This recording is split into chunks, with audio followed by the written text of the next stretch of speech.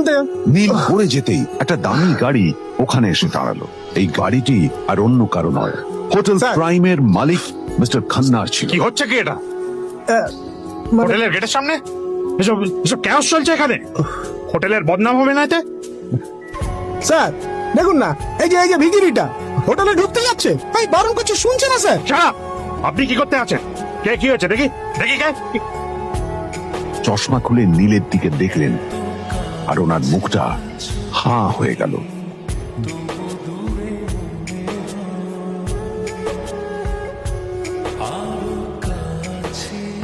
নীল sir, আপনি?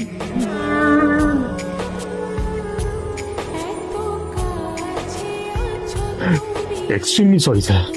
Sir sir আপনি একটা ইনফর্ম করেননি কেন আমাকে? আপনি আসবেন জানলে তো আমি নিজে রিসিভ করতে আসতাম আপনাকে। ছি ছি ছি ছি ছি ছি। ঠিক আছে, আপনি ব্যস্ত হবেন না প্লিজ। জানোইনি কে?